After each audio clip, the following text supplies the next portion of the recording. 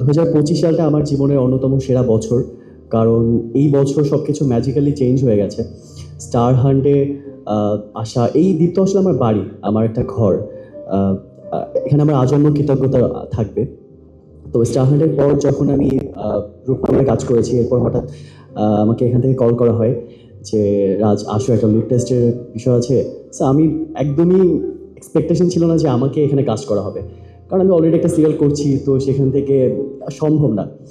But আমি আবারও কৃতজ্ঞতা জানাই যে আমাকে এত বড় একটা সুযোগ দেওয়ার জন্য। আমি নিজেকে আবারও নতুন করে দেখতে পেয়েছি।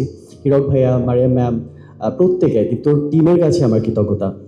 আসলে 51টি একটা পরিবার, এটাও আমার একটা ড্রিম ছিল। আমি বাবা মায়ের একমাত্র সন্তান, তো কখনো ওইভাবে দাদা দাদি এগুলো পাইনি। চাচা চাচির ভালোবাসা এগুলো কেমন হয় আমার কোনো আইডিয়া নাই। বাট এখানে আসার পর আমি যখন মেজমা করে ডাকি, আমার ফিল হয় যে সিরিয়াসলি সে আমার চাচি বা আবার আমি ওই নামেই ডাকি, তা কাউকে ম্যাম বা স্যার আর ডাকছি না।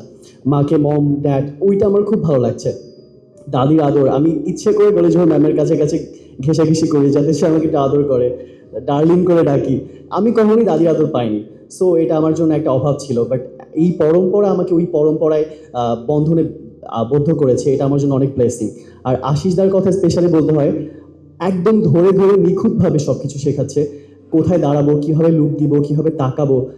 এইটা আসলে নতুন হিসেবে আমার জন্য অনেক বড় একটা পাওয়া, কারণ অনেক কিছু তো বুঝি না, সবাইকে দেখে শিখছি।